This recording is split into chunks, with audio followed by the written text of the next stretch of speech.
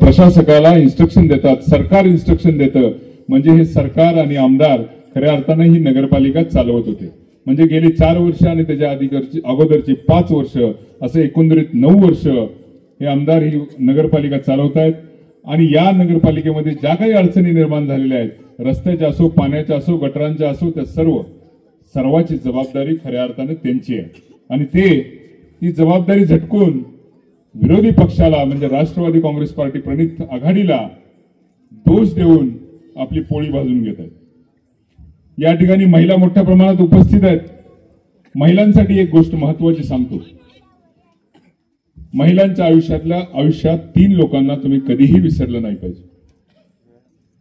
1829च्या काळात, त्या पूर्वीच्या काळात महिलांना आपला नवरा वारल्यानंतर सती जायला लागत होतं. माहितीये का तुम्हाला? सती जायला लागत होतं म्हणजे नवऱ्याच्या चितेवर खऱ्या अर्थानं महिलेला जाळलं जात होतं. आणि राजा राममोहन रॉय यांनी इंग्रज सरकारकडे पाठपुरावा करून ही सतीची चाल 1829 साली बंद केली. त्यामुळे त्या राजा राममोहन रॉय यांना विसरलं नाही पाहिजे. दुसरं महत्वाचं व्यक्तिमत्व म्हणजे महात्मा ज्योतिबा फुले. खऱ्या अर्थानं महिलांना जगण्याचा अधिकार मिळाला, पण महिलांना शिक्षण महात्मा ज्योतिबा फुले यांच्यामुळे मिळालं. आणि त्यानंतर अनेक महिलांनी स्वातंत्र्य लढ्यात भाग घेतला. आणि तिसरं महत्वाचं व्यक्तिमत्व म्हणजे आदरणीय शरदचंद्रजी पवार साहेब. त्यांच्याबद्दल आत्ताच कविताताईंनी सांगितलं. शिकलेल्या महिलांना खऱ्या अर्थानं नोकरी देण्याचं, स्वतःच्या पायावर उभं करण्याचं आणि या प्रशासन चालवण्यासाठी त्यांना रिझर्वेशन देण्याचं काम शरद पवार साहेबांनी केलं. परंतु या तिघांना विसरून आपण आता जे चॉकलेट देणारे सरकार आहे, म्हणजे 1500 रुपयाच्या माध्यमातून ज्यांनी आपल्याला चॉकलेट देत आहे, त्याच्या पाठीमागे चाललोय. तर महिलांनी खऱ्या अर्थानं ज्यांनी तुमच्यासाठी, तुमच्या कल्याणासाठी काम केलं, त्यांच्या पाठीशी राहिलं गरजेचं आहे. मसवडचा विचार करता 23-25 हजार मतदारांचं, 25,000 मतदारांचं हे शहर, या शहरातली महिलांसाठी किंवा युवकांसाठी कोणतं ठोस काम गेल्या 15 वर्षात झालं? महिला उद्योगासाठी काही काम झालं का? बेरोजगार युवकांना उद्योग देण्यासाठी काही काम झालं का? एखादं कॉलेज या ठिकाणी निघालं का? एखादी स्किल डेव्हलपमेंट अकॅडमी या ठिकाणी निघाली का? येणाऱ्या काळामध्ये या ठिकाणी MIDC येणार आहे. त्या MIDC मध्ये आपली मुलं लेबर म्हणून काम करणार आहेत का? तिथं आपली मुलं उद्योजक म्हणून कधी घडणार आहेत? उद्योजकता विकास करण्याचं काही काम झालं का? असलं कुठलंही काम गेल्या अनेक वर्षात मसवडमध्ये झालं नाही.